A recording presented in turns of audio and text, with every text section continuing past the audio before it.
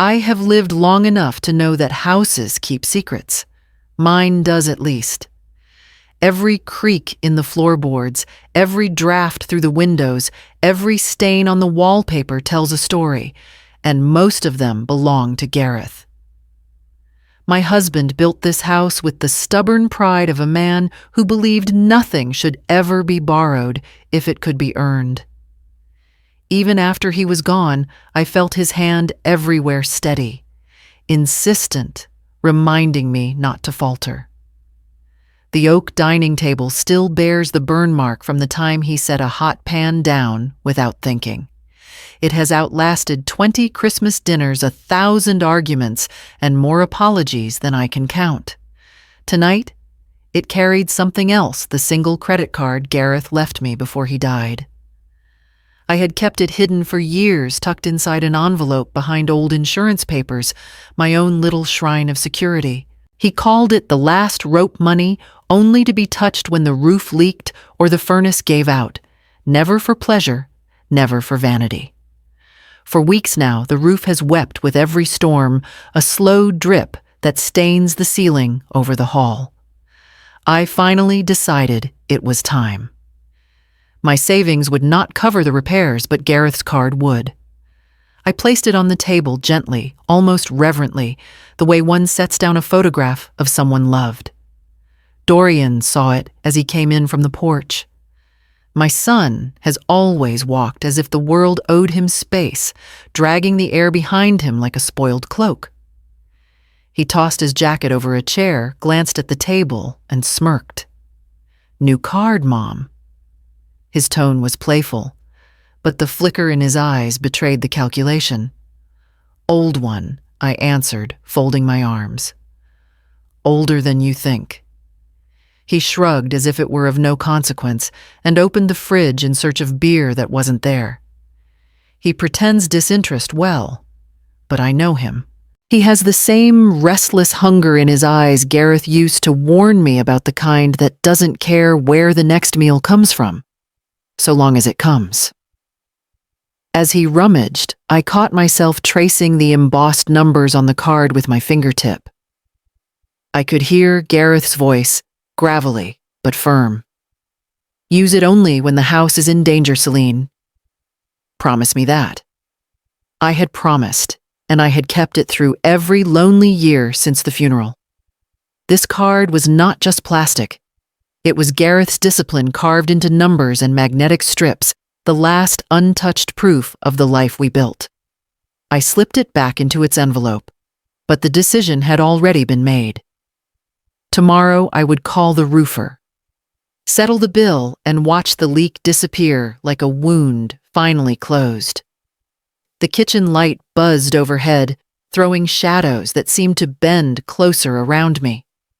Dorian clinked a glass against the counter, poured himself the last of the milk, and pretended the card no longer existed. But I saw how his gaze lingered, even as he drank, even as he whistled off-key.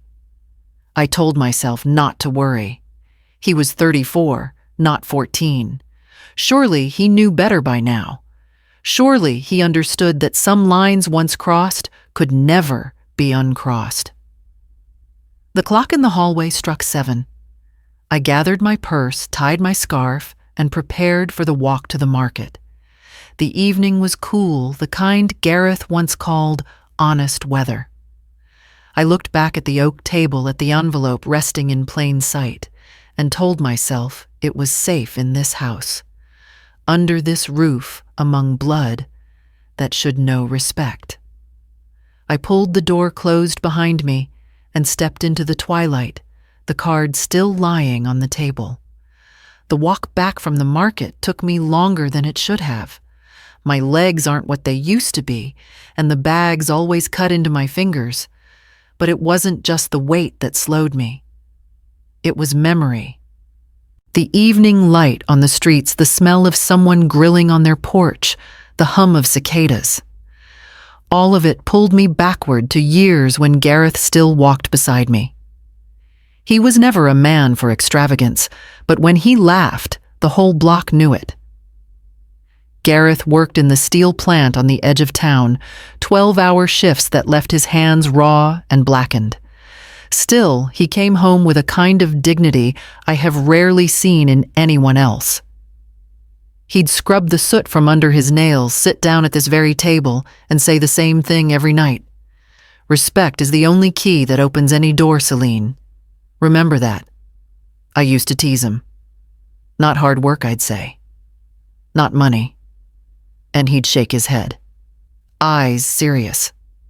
Without respect, the rest won't hold. You can't nail down a roof on rotten beams. It was that principle he built this house on, literally brick by brick.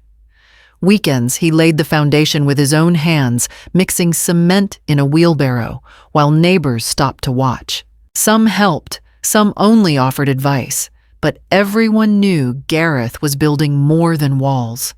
He was building proof that sweat and honor still counted in this town. I set the groceries down in the kitchen and stood at the window. Across the street, Mrs. Langley was watering her roses the same way she has for 40 years. She waved, and I raised a hand back. Around here, you can't sneeze without half the block knowing by supper. It's comforting and suffocating all at once. A modest town in the Midwest, rows of houses with peeling paint. American flags hung even in winter, kids riding bikes until the streetlights flicker on. Everyone belongs, but everyone watches, and everyone remembers Gareth. They still talk about him at the diner, the man who never missed a shift, who helped fix a neighbor's porch in the dead of January, who refused to let anyone call him sir, though he earned the title. I hear his name more often than my own. Sometimes it comforts me. Sometimes it feels like carrying a monument on my back. Dorian never knew how to live in that shadow. He was a boy who hated rules, who wanted shortcuts. Gareth would sit him down after school, rough hand on his shoulder, and say, "Son, respect yourself first, then respect the work. The rest will come." Dorian would roll his eyes, mumble promises, then sneak out at night to meet friends who taught him the opposite. By the time Gareth passed, Dorian was already drifting, chasing thrills instead of stability. I leaned on the counter, staring at the envelope still lying on the oak table. If Gareth were alive, he would never have left that card in plain sight. He would have locked it in the safe, lectured Dorian until his ears rang. I am not him. I carry his voice inside me, but sometimes it comes out too soft, too forgiving. My life now is measured in routines. Tuesday bridge club with women who talk more about their grandchildren than the game itself. Sundays at church where I sit alone in the pew, Gareth once claimed. Afternoons sweeping the porch, watching the mail truck rattle down the street. The house feels vast, too large for one person, yet too fragile to let go. Every creak is a reminder that Gareth is gone, and every silence is a reminder that Dorian is still here. I put the milk away, folded the grocery bags, and let my eyes linger on the card once more. Gareth's mantra rang in my head louder than the ticking clock. Respect is the only key that opens any door. I wondered what kind of door would open now that the key lay unguarded. Can a house built on discipline survive when respect is gone? The sound of laughter jolted me awake before dawn.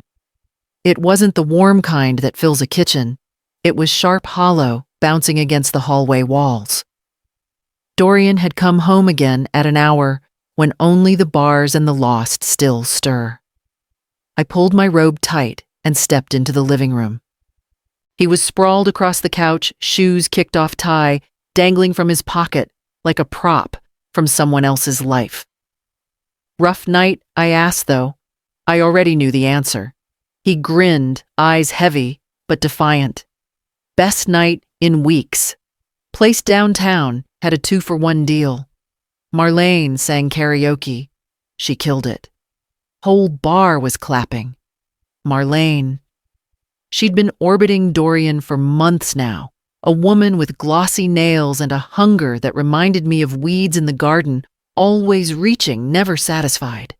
She laughed at his jokes too loudly, whispered promises in his ear too quickly, and saw in him a stepping stone to something shinier. I wasn't blind, but Dorian was. "You might think about getting some rest," I said softly. "Rest is for people with jobs." He shot back with a smirk. Then leaning forward, he added, "Why work when life is a party?" "Mom." The arrogance in his tone pricked me, but I caught the flicker behind it. Something brittle, something scared. He wanted me to believe he was untouchable, but his voice wavered on the edges. I sat on the arm of the chair across from him. "Dorian, you can't keep doing this. Nights like these don't build anything. You're 34, not 24. Your friends, they've moved on, haven't they?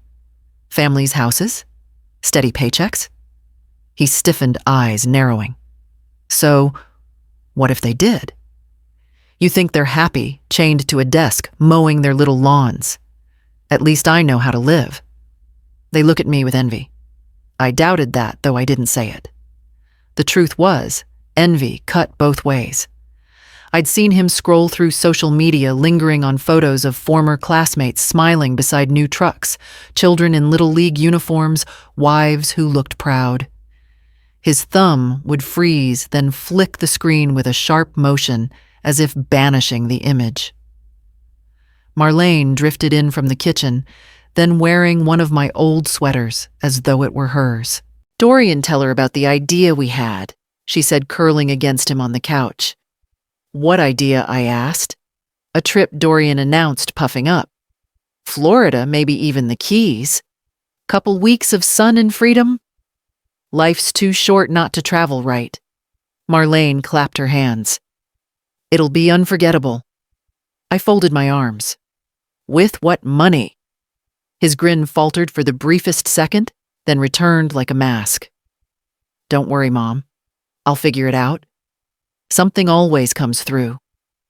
That was his pattern. Pretend opportunity was around every corner, though he never turned the corner himself. He wore arrogance like armor, hoping no one would notice the dents. I saw them, everyone.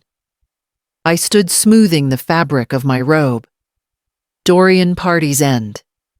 Sooner or later, they turn off the lights and send everyone home. You need to think about what comes after. He waved a hand, dismissing me, leaning back into Marlene's embrace. After, I'll toast to that when it comes. I returned to my room, heart heavy. Behind me, their laughter rose again, loud and hollow, trying too hard to sound real. When charm runs out, what is left behind? The morning after Dorian's late-night performance, I tried to push his laughter from my ears by keeping busy. The leak above the hallway had grown worse with the spring rains dripping into a bowl I kept on the floor. Every time it plinked, I thought of Gareth, how he would never have tolerated a roof surrendering like that. He would have patched it himself before the next cloud crossed the sky. I don't have his strength anymore, but I still have his card. That thought steadied me as I sat down at the dining table with my laptop. The envelope open beside me. I'd written the number on a scrap of paper, the same digits I'd refused to touch for years. The contractor had quoted me for materials if I ordered directly shingles, flashing nails, the kind of list Gareth would have rattled off from memory. I typed in the numbers, slowly double-checking each one. My fingers trembled, but it wasn't fear. It was the weight of breaking a vow, even for something as necessary as a roof. When I pressed confirm payment, I braced for relief. Instead, red letters glared across the screen. Transaction declined. Insufficient funds. At first, I thought I'd mistyped. I re-entered the numbers, held my breath, and tried again. Same result. Insufficient funds. The words blurred before me, and I had to steady my hands on the table. That account had never been touched. I knew the balance, 20,000, Gareth's last cushion, against catastrophe. He'd left it untouched, and so had I. Until now. The bowl in the hallway dripped again. Plink. I felt it in my chest. I closed the laptop and stared at the card. Plastic, yet heavier than lead. If I hadn't used it, there was only one other person who could have. Dorian. I whispered the name bitter in my mouth. I remembered his smirk when he first saw the card. The flicker in his eyes he tried to bury. The vacation talk with Marlene, the expensive sneakers I'd noticed but tried not to comment on. My stomach turned cold. The front door opened then, and in he walked whistling as if the world bent to his tune. He carried a paper bag from the deli, the scent of fried food trailing behind him. "Morning, Mom," he said brightly, setting the bag on the counter. "Got us some breakfast sandwiches." My treat. The casualness of it made my jaw tighten. I nodded, not trusting my voice. He peeled open the bag, took a big bite, and chewed with exaggerated satisfaction. "You're quiet," he said, finally eyeing me. I forced myself to look at him fully. His hair was styled with some new product. His watch glinted under the light. All of it screamed money, none of it his. "I tried to use your father's card this morning," I said carefully. It was declined. He froze for a fraction of a second, then shrugged too quickly. "Maybe the bank messed up." "Happens all the time." I shook my head. "No. I know what was in that account." He wouldn't meet my gaze. "Why are you blaming me? Maybe you just don't remember. It's been years, hasn't it?" My pulse hammered, but I kept my tone steady. "I never touched it. And you knew about it. You saw it." For the first time, a crack split his mask. His eyes flickered, the bravado faltering. He stood, crumpled the sandwich wrapper, and tossed it into the trash with more force than necessary. "Why are we even talking about this?" "It's just money," he snapped. "Just money." The words burned. To him it was, but to me it was Gareth's voice. Gareth's discipline. Gareth's last rope. I said nothing, but the silence between us spoke louder than any accusation. What truth hides behind the empty balance? That evening, the front door swung open with a kind of theatrical flourish, and in walked Dorian as though the house were a stage. He wore jeans crisp enough to cut paper shoes that shone with a polish I knew hadn't been bought at our little hardware store, and a shirt stitched with a logo I'd only ever seen on billboards. The air filled with cologne sharp foreign, not the cheap spray he used to drown himself in. Behind him came Marlene. Phone lifted like a torch, her voice pitched high with excitement. "Look at you, baby. Strike a pose. Miami in 2 days, people watch out." She twirled in place, catching him from every angle, then swung the camera toward herself. "We're leveling up. Sunshine cocktails the good life." Dorian grinned at her words, adjusting his cuffs, turning his body to catch the light. He looked like a man auditioning for admiration, hungry for approval from strangers who would scroll past him by morning. I leaned against the kitchen doorway, watching my arms crossed. My stomach knotted with the weight of what I knew, but my mouth stayed closed. He hadn't confessed, not really. He'd only shrugged and snapped when I asked about the empty balance. I wanted to hear him say it. "Don't I look sharp, Mom?" he finally asked, spinning once like a boy in his father's coat. "Bet Dad would have been proud to see me dressed like this." The words landed heavy. Gareth had worn the same work boots until the soles gave out, had patched his own shirts rather than buy new. Proud was not what he would have been. "You've certainly changed your style," I said evenly. Marlene laughed. "He deserves it. Don't let anyone tell you different. Dorian's got taste, he just needed the means." The means. My throat tightened, but I let her words hang. Dorian puffed out his chest, basking in her approval. He strutted across the living room shoes, squeaking against the hardwood Gareth once polished by hand. Wait till you see us on the beach. Marlene went on swiping at her phone. We'll be sipping Mojito's toes in the sand. Already booked the flights. Can you believe it? I could. I could believe every word because the numbers missing from that account painted the picture clearer than her shaky video ever could. Still, I said nothing. Silence, I told myself, was a test. Maybe he would trip over it, reveal himself. Dorian looked toward me again, perhaps unsettled by my quiet. Don't worry, Mom, he said, smiling too wide. I've got everything under control. You'll see. This is just the start of something better. I pressed my lips together, nodding as though reassured, though inside my chest felt like stone.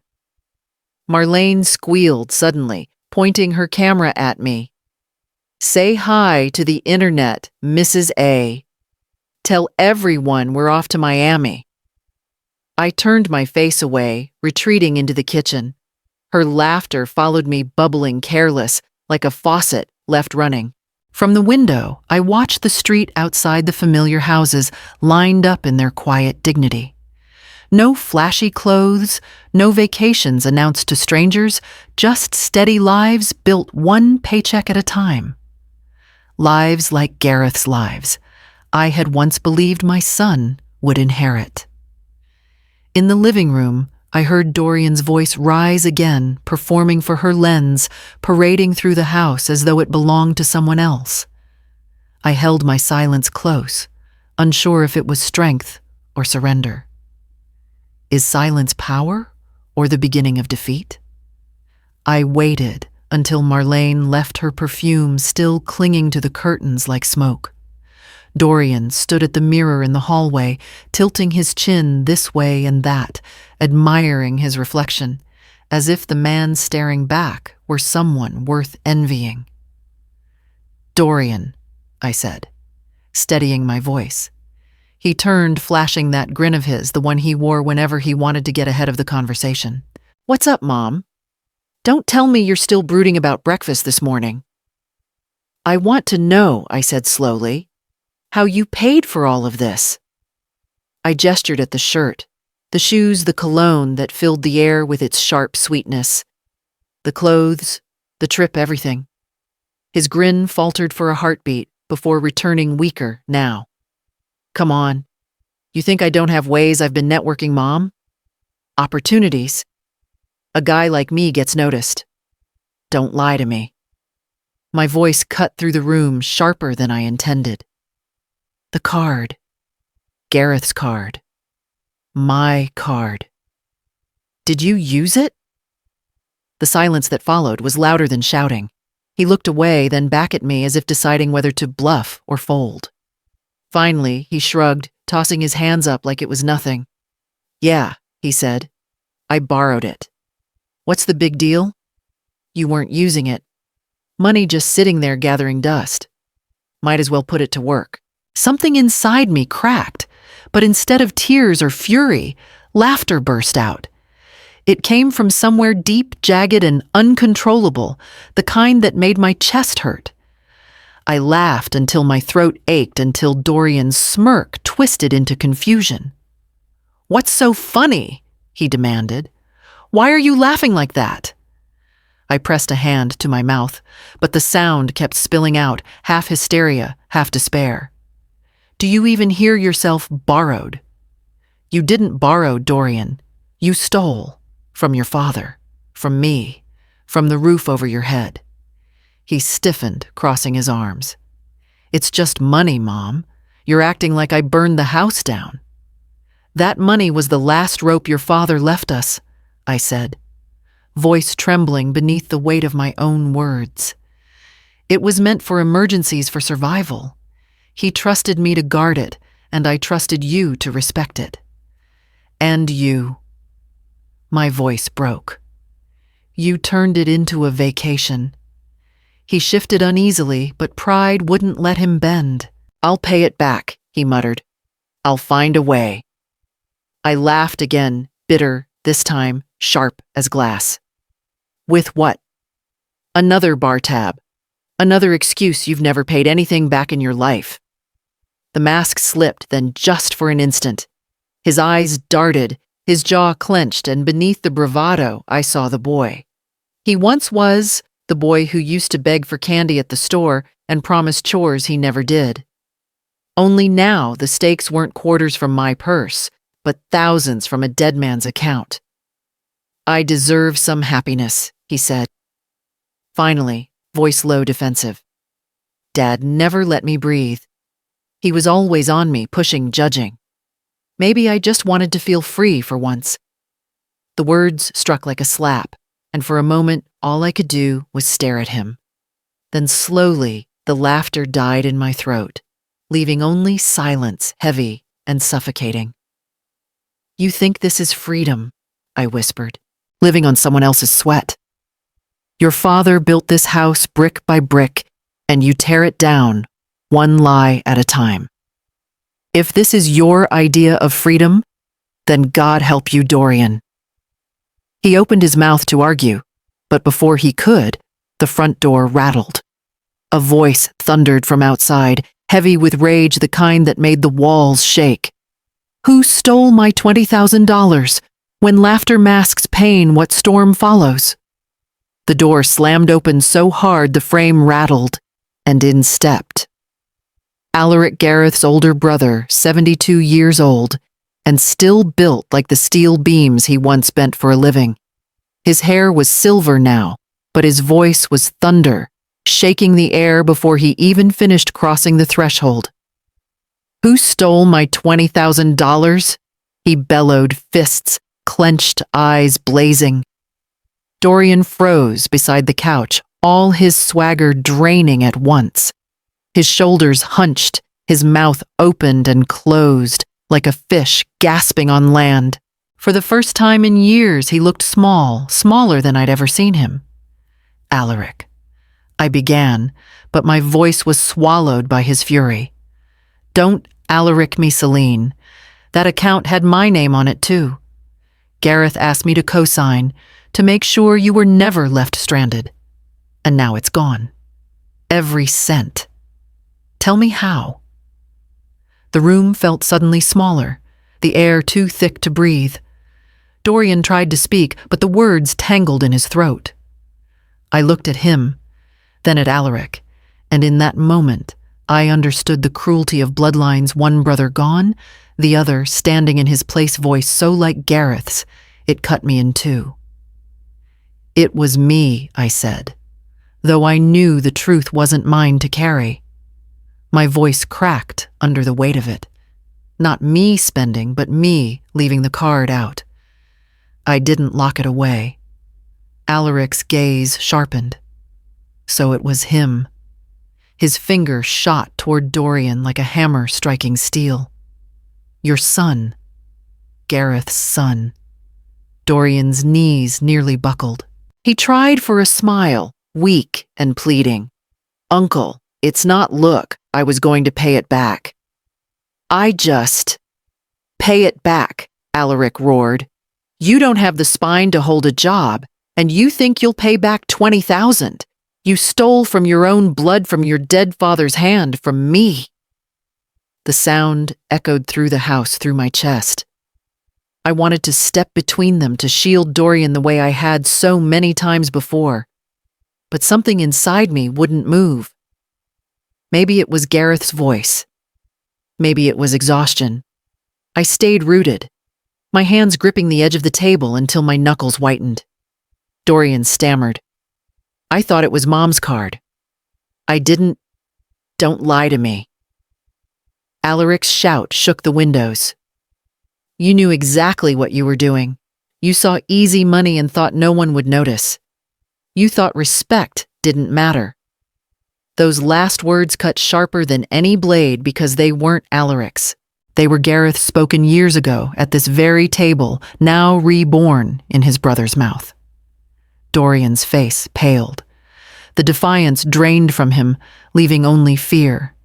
His new clothes, his polished shoes, his cologne, All of it looked foolish now. Costumes for a boy pretending to be a man. Alaric stepped closer, his chest heaving. You will answer for this. I won't let Gareth's memory be spit on by his own son. I swallowed hard, my voice trembling. Alaric, please. But he cut me off with a glare that rooted me to silence. You knew him, Celine. You know what he would have said. Respect is the only key. Your boy lost it. Now he'll learn what it costs. Dorian's lips parted, but no sound came. He stood trembling, as though the ghost of his father had stepped into the room with Alaric's shadow. When the dead man's brother demands justice, who dares answer Alaric's fury, drove us all into the dining room, as though the table itself demanded witness. It had always been the place where truths were spoken, sometimes harsh, sometimes tender, but never ignored. Gareth once said, a man's soul could be weighed at a table like this, and tonight, that weight pressed on every inch of wood between us. Alaric sat at the head, broad shoulders, squared eyes fixed like steel rivets. I lowered myself to the chair opposite him, trembling hands folded in my lap. Dorian lingered by the doorway, shifting from foot to foot, as though hoping the floor might open and swallow him whole. Sit, Alaric barked. Dorian obeyed, dropping into a chair with a thud. He tried for a careless slouch, but his hands betrayed him, fingers drumming against the polished surface, restless and uneven. Alaric's gaze pinned me first. Tell me, Celine, was it him? My heart stuttered.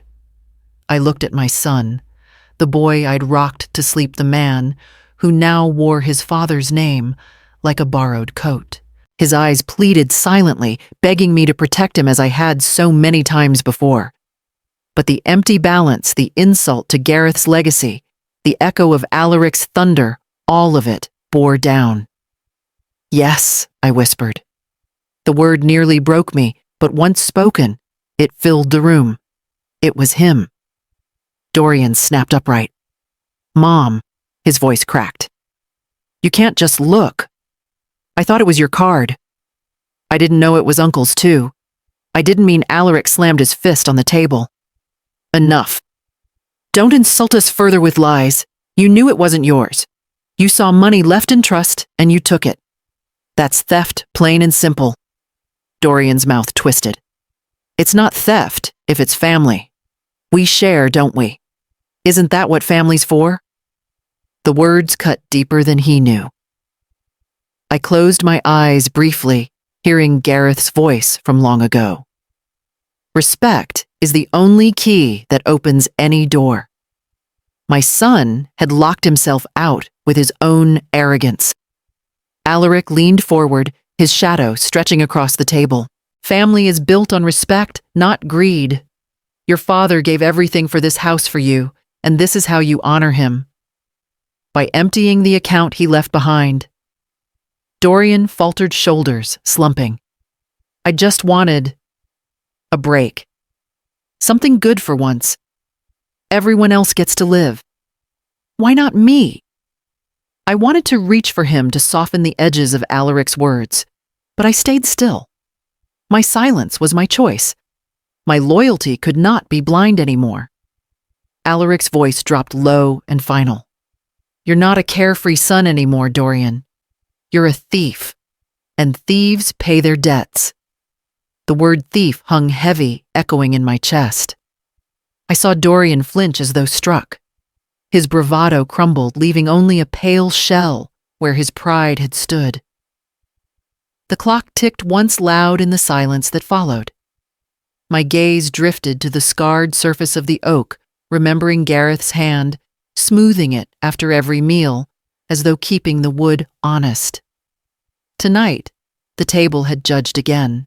When exposed, will blood ties defend or condemn you? Alaric didn't waste time. Once the word thief settled into the air, he leaned back in his chair and crossed his arms like a judge ready to deliver sentence. His decision came quick and without ceremony. as if he had been preparing it long before the truth spilled out. "You'll work it off," he said to Dorian. Voice gravel and steel. "Every cent. I'll call in favors at the plant. They still owe me enough respect to take you in, though. God knows you don't deserve the chance. You'll earn wages, and every dollar will go toward paying back what you stole." Dorian blinked as if Alaric had spoken in a foreign tongue. "Work at the plant. You can't be serious. That's exactly what you need." Alaric cut in. 12-hour shifts, blistered hands, sweat in your eyes. "You'll learn what a man's labor feels like. And until the debt is paid, you'll have nothing else. Not one dime." I watched Dorian's face pale. For a moment, I almost opened my mouth, almost stepped in to soften the edges to plead for mercy. But something held me back. Maybe it was Gareth's memory sitting heavy in the room. Maybe it was the image of the card flashing insufficient funds. Or maybe I was simply too tired of protecting a son who refused to protect himself. Dorian laughed, brittle and nervous.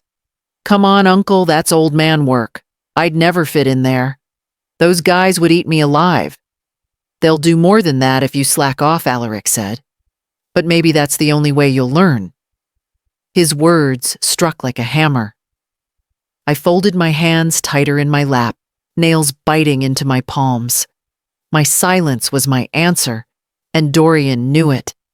His eyes darted toward me wide, pleading, but I didn't speak. I let the weight of Alaric's decree settle between us. "You can't let him decide this for me," Dorian said, voice cracking, turning to me. "Mom, say something. Tell him I'll figure out another way." I met his gaze and held it steady, though my chest ached. "You've had every chance to figure out another way, Dorian. And each time you chose the easy road. This time you'll take the hard one." His lips parted, but no words came. He slumped back in his chair, staring at the table as though it might swallow him. Alaric rose the floorboards, groaning under his weight. "Tomorrow morning, you'll be at Ironcrest by 7. I'll make the call tonight." He turned to me, then his expression softer, but still edged. "Celine, it's the only justice left. Gareth would have done the same." I nodded, though my throat tightened. Gareth's name, spoken in Alaric's voice, made the air feel colder. After Alaric left, the house grew unbearably quiet. Dorian sat in silence, shoulders hunched, eyes fixed on the floor. The cologne he wore earlier seemed to fade, leaving only the scent of stale beer and something like fear. I stood, collecting the empty wrappers Marlene had left behind, each crumpled piece of trash, another reminder of what had been wasted. My hands shook, but I didn't let them see it. "You'll thank him one day," I said softly. Dorian's laugh was hollow, bitter. "Don't count on it." But beneath the bitterness, I heard the tremor of dread. He knew the plant would strip away the illusions he clung to, grind them down, until only truth remained. Can a spoiled son survive a furnace built for men of iron? Dorian left the house before dawn, dragged more by Alaric's orders than by any sense of duty. I watched from the window as he shuffled down the walk. Shoulders slumped, city-issued work boots, too stiff for his stride. For the first time, I saw him stripped of his swagger. He looked less like a man and more like the boy who once begged to stay home from school because his shoes pinched. By midday, word had already filtered back through town. Ironcrest plant was a sieve for gossip. Whatever happened within its corrugated walls always reached the diner booths by evening. Still, when Dorian stumbled through the door that night, I didn't need secondhand stories to know the truth.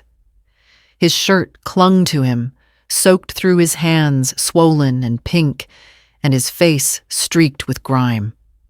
He dropped onto the couch without a word, wincing, as if even sitting took strength he didn't have.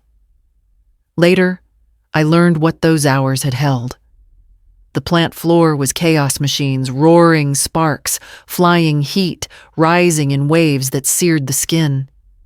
The men there, most twice his age, moved with the rhythm of habit, their bodies hardened by decades of the same grind. Dorian tried to mimic them, but his movements were clumsy, his palms blistering within the first hour. Sweat poured down his face, stinging his eyes, until he blinked blindly at the work before him. They mocked him, of course. That's what men do when weakness stumbles into their midst. City boy, they jeered, though he hadn't set foot in a city worth the name. Mama's money, another said, watching him struggle to lift a crate. Laughter followed him through every station, a chorus of scorn he couldn't escape. And then came Jebediah. I remembered him from years ago, a wiry man with a beard like iron shavings who used to tip his cap when passing our gate. He'd worked under Gareth at the plant, back when Gareth was a shift lead trusted by the foreman to keep men honest. Now Jebediah wore the title of foreman himself, and with it the authority to break or build the men beneath him.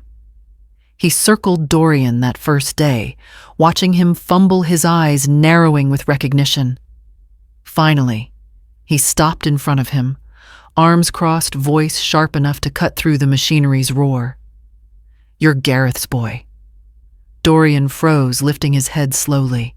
For a second he looked hopeful, as if the name might grant him favor, a reprieve from the ridicule. He forced a weak smile. "Yeah, that's me." But Jebediah spat on the ground, his face twisting. "Your father was 10 times the man you are." The words struck harder than any shove. Dorian staggered, almost dropping the crate in his hands. The men around him went quiet, as though even they felt the sting. Jebediah leaned closer. Gareth worked these floors like the ground itself owed him respect. Never cut corners, never shirked. Men followed him because he carried himself with honor. And now I see his son here, soft as bread, crying behind his eyes after 2 hours of real work. Dorian's pride burned hotter than the furnaces. He tried to straighten to mask the trembling in his arms, but every blister screamed betrayal. He lifted the crate higher, set his jaw, and staggered forward under the weight. That night, when he collapsed on our couch, I wanted to comfort him, to wrap his hands and ease the ache. But I kept my distance. He needed the pain. Gareth would have said as much. I carried a basin of water to the table, set it down, and nodded toward it. He dipped his hands in without a word, grimacing as the blisters met the cool relief. For once, silence settled between us without argument. How long can pride last when weighed against labor? The second week at Ironcrest broke something in Dorian. I could see it in the way he dragged himself through the door, in the silence that replaced his usual swagger. His hands were bandaged, now the skin beneath raw and angry. Every step he took seemed to echo with resentment. He tried to hide it at first, slamming his bedroom door, blaring music loud enough to rattle the windows. But I knew. A mother always knows. One evening, while I was folding laundry in the kitchen, I heard his voice slip through the thin walls. The music had stopped, replaced by the low rumble of his phone call. I leaned closer to the doorway, guilt prickling me, but something deeper pulled me forward. "It's killing me, Marlene," he muttered. His voice was ragged, the bravado stripped away. "They treat me like trash, laugh at me every day. My uncle's breathing down my neck, and Jebediah. God, he won't let me forget Dad. I can't do this anymore." Marlene's voice came through, faint but clear enough, laced with sugar. "Then don't. Who says you have to stay in that dead-end town? We'll start fresh somewhere else. Florida, maybe." We talked about it before. Remember sun beaches, nobody judging you. Just us. The floor seemed to tilt beneath me. I clutched a towel in my hands, twisting it until the seams strained. Dorian sighed heavily. But the debt. Forget the debt, she said, sharp, now impatient. It's not your fault they set you up. Your mom's always favored Gareth's memory over you. Your uncle just wants to control you. Why waste your life proving yourself to people who'll never see your worth? Silence. I could almost hear him swallowing her words, weighing them against the blisters on his palms. My heart sank heavier with each beat. He was so close to running, and she was the wind at his back. I don't know, he said finally, voice low. Maybe you're right. Maybe we should just go. The towel slipped from my hands to the floor. For a moment, I couldn't move. My chest felt hollow, as if someone had scooped it clean. I had thought the factory would break his pride just enough to rebuild him stronger. Instead, it seemed ready to break him completely, sending him running like a boy sneaking out a window. I stepped back from the door quietly, forcing myself to breathe. I wanted to storm in to rip the phone from his hand and tell him the truth, that leaving would not free him, that debt follows like a shadow, that running from respect only deepens the shame. But I didn't. I stayed silent, letting the knowledge fester inside me. Later that night, he came into the kitchen, phone tucked away, eyes avoiding mine. He poured himself a glass of water, hands trembling slightly. For a fleeting moment, I thought he might confess, might let me carry a piece of the burden. Instead, he downed the glass in one gulp and muttered, "I'm fine," before disappearing back into his room. The walls shook again as he closed the door, leaving me alone with the sound of dripping water from the faucet, each drop a reminder of the leak still staining the ceiling of the card, still empty of Gareth's voice, still echoing in the silence. Will betrayal repeat before the first debt is paid? The following Saturday, I watched Dorian shuffle down the driveway with 2 garment bags slung over his shoulder. His posture told me more than his words ever could. Head lowered, lips pressed thin every step, slower than the last. He didn't announce where he was going, but I knew. The shine of his new wardrobe had dulled the tags, snipped the seams already stretching from wear. He was headed out to claw back what he could. Hours later, he returned, eyes stormy, the bags gone. He tossed his keys onto the counter and collapsed into a chair. "Useless," he muttered. I didn't ask, not yet. I let the silence press on him until the words spilled out. I went back to the store, he admitted, rubbing his temples. Tried to return the jeans, the shoes, all of it. They wouldn't take a single thing. No refunds on sale items. They kept repeating like robots. Even when I showed them the receipt, they just shook their heads. Said I should have read the fine print. He leaned forward, elbows on his knees. "Fine print," he repeated bitterly, as though the phrase itself had betrayed him. I sat across from him, folding my hands in my lap. Part of me wanted to remind him that Gareth had always told us to read every word before signing, before buying. But I bit my tongue. He already knew. So I went to that second-hand place on Maple. He continued. His voice cracked. "Do you know what they gave me? $40. 40. For things I spent nearly $1,000 on. They didn't care if they were worn once or brand new. They said clothes don't hold value. Not the kind I bought anyway." His laugh was sharp, jagged. "Guess I'm the one without value." I felt the sting of his words, but kept my face calm. "And the trip?" I asked gently. His jaw tightened.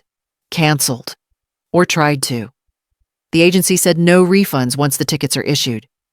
Non-refundable, non-transferable, more fine print."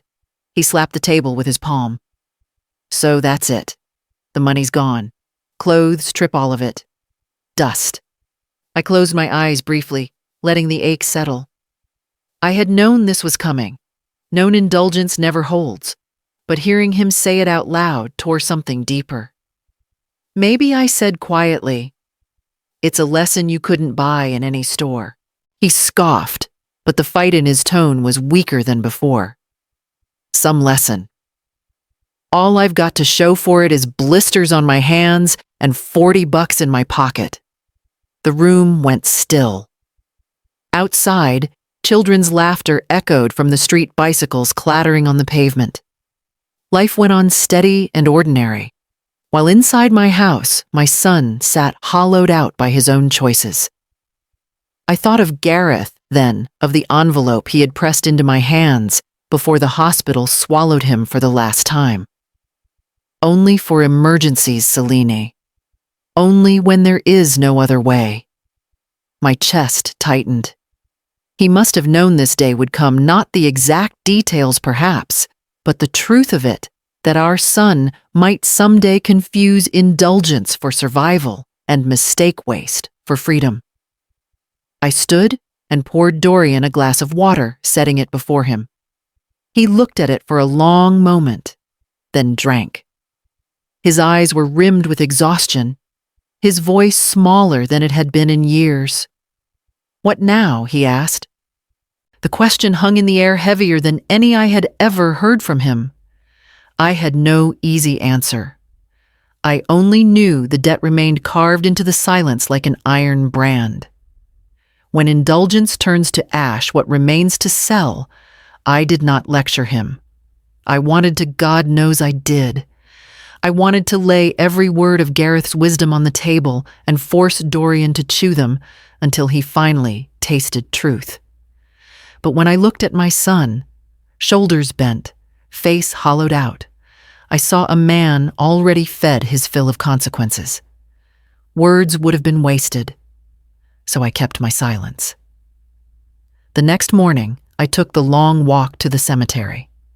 The path was uneven, the stones cracked by years of weather, but I knew every step by heart. Gareth's grave sat beneath a maple tree that still dropped leaves in the same patchy circle, as though even nature refused to let him be forgotten. I brushed the dirt from his headstone, tracing the letters of his name with fingers that trembled more than they once had. Gareth Elias Arkwright, it read. A man of iron, a man of respect. Beneath it, the chiseled dates that marked the boundaries of his life. I sat down on the cold bench nearby and let the silence of the cemetery seep into me. I kept my promise, I whispered. I didn't shield him this time. I let Alaric decide, let the factory break him if it had to.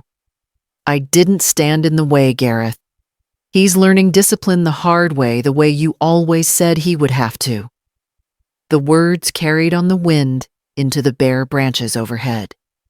For a moment, I almost believed Gareth might answer, but only the leaves stirred and a crow cawed in the distance.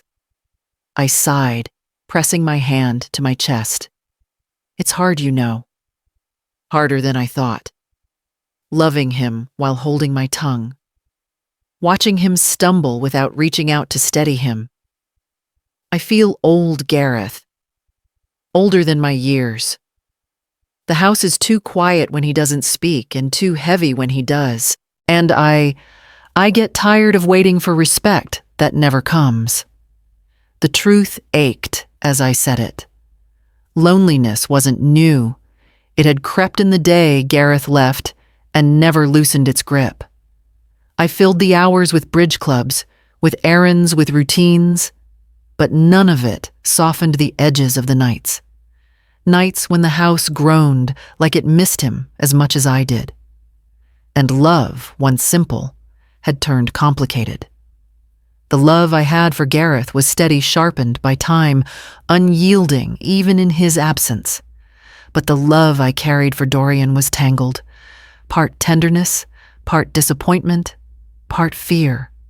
He was mine, yet sometimes I felt he belonged more to the shadow of Gareth's memory than to me. The distance grew measured not in miles, but in choices.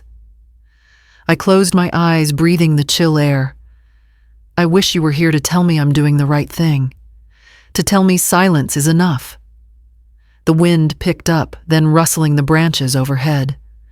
I let myself believe it was an answer. Maybe silence itself was the answer. When I finally rose to leave, the sun was sinking, casting long shadows across the stones. I touched the headstone once more, before turning away.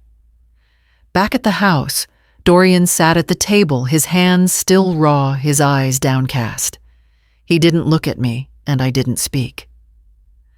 I set down the groceries, folded my coat over the chair, and let the quiet stretch between us like a bridge neither of us was ready to cross. Can silence sometimes speak louder than 1,000 reproaches? The days stretched into weeks, and the rhythm of Ironcrest settled over the house like a second clock. Dorian rose early, grumbling his boots, scuffing across the floor, as though they weighed 100 pounds.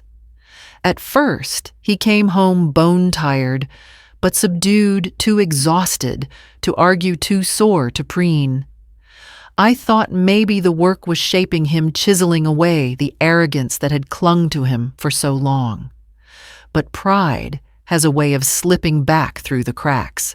By the 3rd week, he started leaving later. 5 minutes at first, then 10.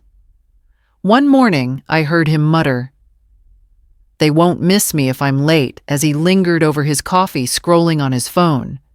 The following week, he strolled out almost half an hour after he should have his excuses piling up like dirty laundry.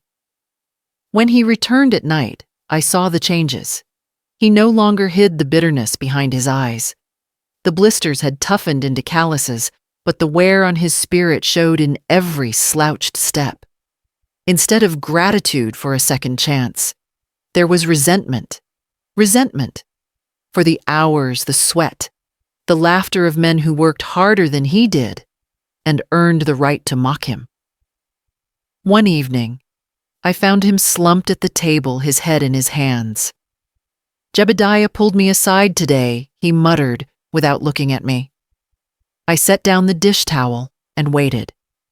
He said if I show up late again, I'm finished. He said he doesn't care whose son I am or whose nephew. He doesn't want dead weight dragging down his line.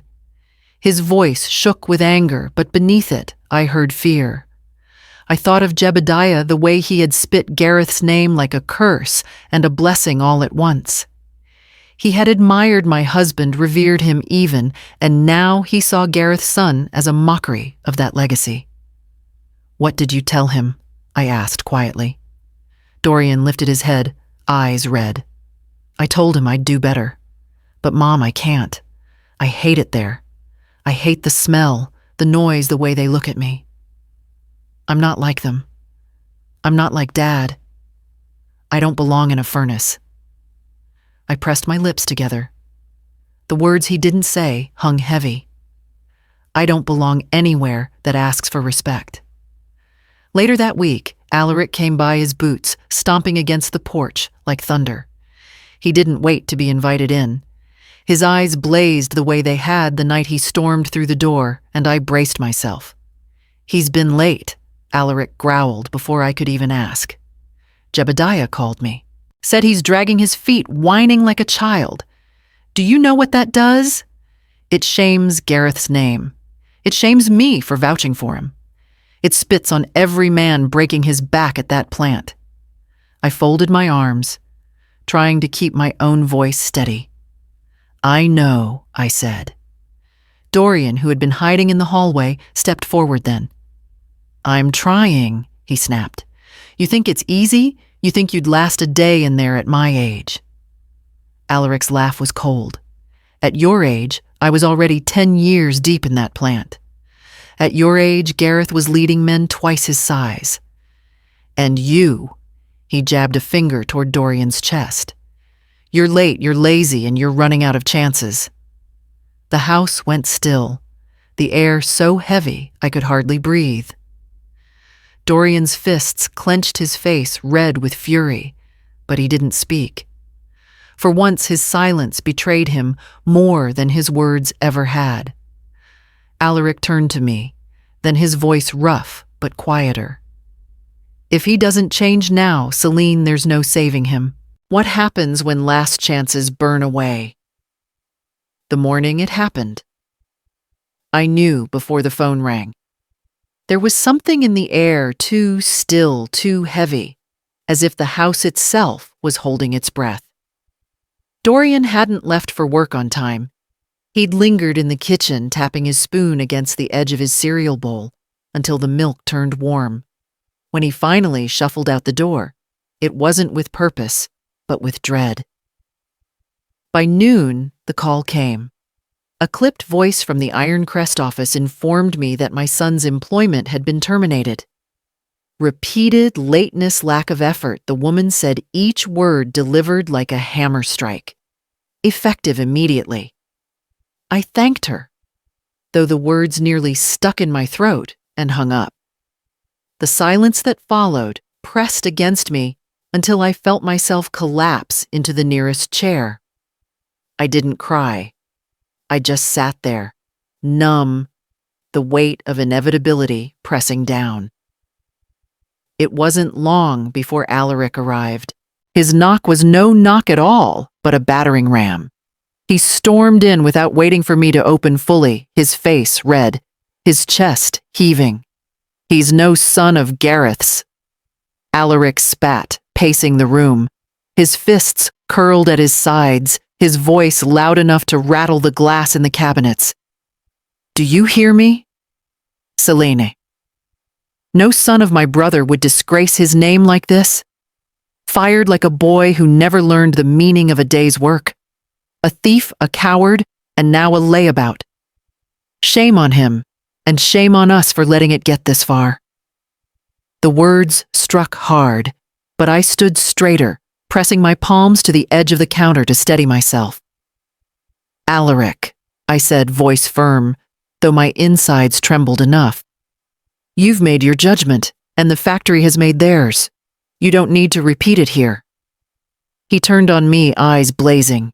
And what will you do now, Celine?